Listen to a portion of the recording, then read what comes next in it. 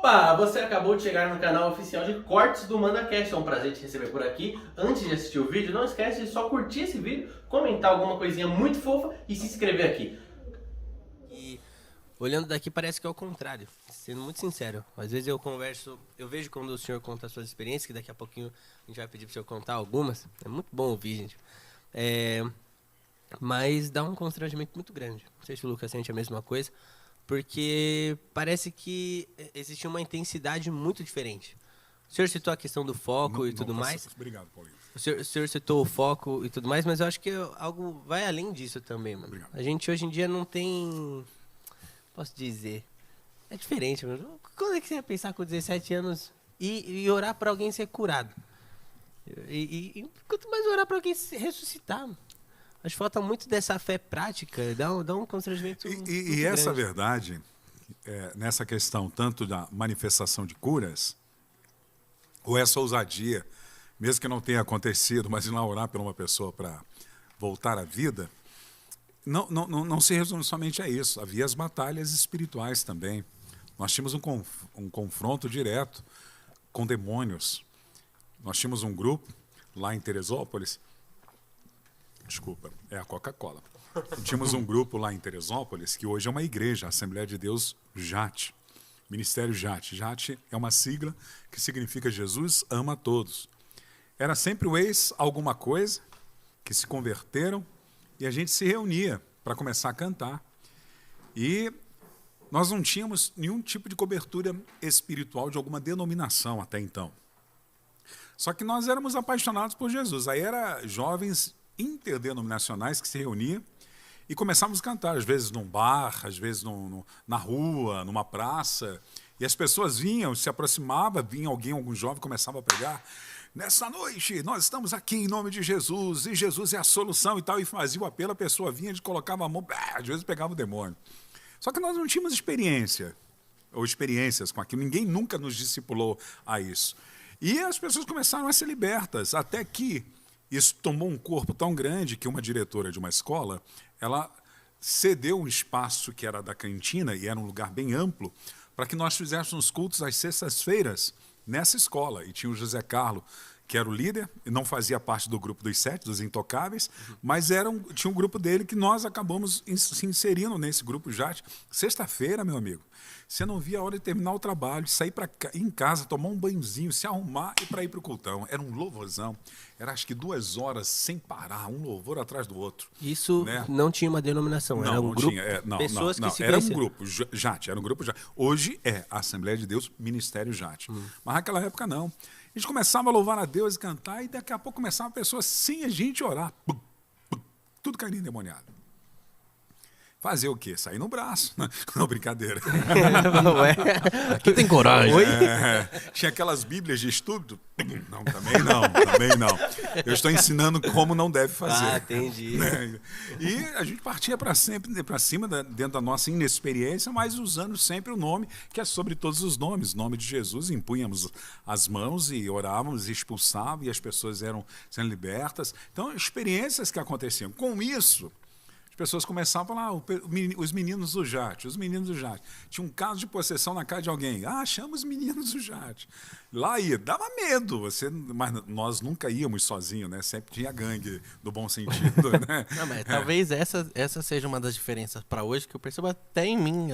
Ainda tem. A gente talvez quer ter a experiência para depois falar, agora eu tô pronto, eu vou lá assumir essas responsabilidades. Vocês meio que inverteram o jogo. Falam, mano, vamos...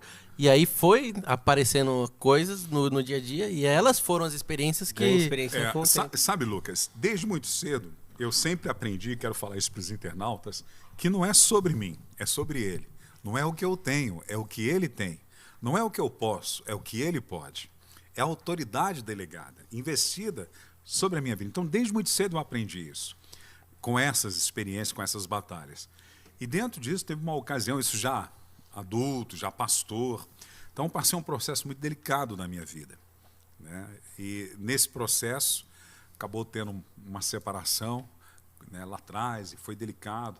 E antes da separação, uma vez eu fui ao Rio com toda a família, e quando eu cheguei lá, próximo da casa da minha mãe, teve um caso de uma possessão demoníaca difícil lá numa mulher, e as pessoas chamaram várias pessoas para resolver a questão e não dava. Aí a minha mãe tinha a gangue do bom sentido, o ciclo de oração dela, minha mãe do coque, e no telefone falou, ó, o meu filho está aqui. Eu falei, ai mãe, que... não fale, meu filho está aqui. E eu vou pedir para que ele vá aí, nós vamos lá. E ela, filhão, de férias, né? Filhão, tem um caso assim, assim, assim, possessão, tem jornalista lá, tem bombeiros lá, tá um caos. E eu falei que você vai lá orar. Eu falei, mas mãe, tô de férias. Mas você não tira férias das coisas espirituais. E lá fui eu com ela.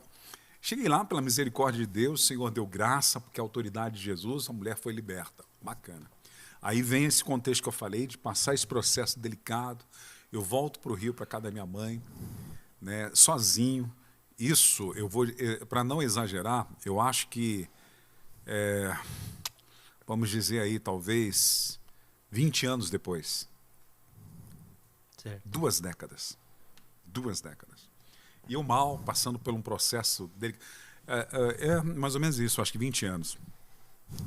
E eu, em casa, mal no ministério, tinha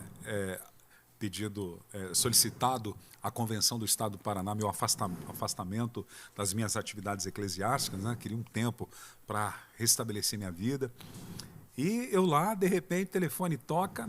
Cara, se você acreditasse em coincidência, você ia dizer que foi uma coincidência, mas exatamente aquela mesma mulher, com a mesma situação, só não tinha bombeiros e jornalistas naquela situação, a mulher de novo possessa.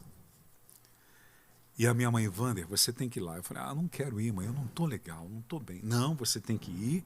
Lá atrás, anos atrás, você foi, é ela, você precisa ir. E eu fui, rapaz. Então, por que eu falo de ter sempre esse contexto de saber que não sou eu, é Jesus? Porque quando eu chego lá, aí a mesma casa, parecia bem assim, você via o peso espiritual no lar. Eu entro, vou no quarto onde estava a mulher, entra a família. Cara, a primeira coisa que o demônio fala para mim quando eu entro, ele levanta o pescoço assim para mim, a mulher levanta, possessa, e o demônio fala na boca da mulher. Você ainda é o mesmo de 20 anos atrás? E eu olhei para mim, acabei de ter uma situação de separação, estou mal espiritualmente, no sentido, eu não tinha uma prática devocional como eu tinha antes, não estava orando como orava antes, não estava jejuando como jejuava, não estava tão comprometido como antes eu estava no dia que, há 20 anos atrás, que tinha enfrentado aquela situação. E na hora, a graça do Espírito de Deus trouxe a minha memória e eu pude dizer para ele, porque foi o Espírito Santo que me fez falar tais palavras, né? Eu disse, olha, eu realmente não sou o mesmo, mas quem te expulsou é. Então, em nome de Jesus, você vai ter que sair. Amém. E o bicho saiu de novo. Então, não é sobre você. Eu aprendi isso muito cedo, muito nas minhas experiências de rua, de pregação de rua, de praça, de ônibus, de repente você está do lado aconselhando alguém, daqui a pouco você olhar, a pessoa está com aquele olho virado, já fazendo aquela coisa toda, e você tem que enfrentá-lo. E você sabe que não é você, é o nome de Jesus.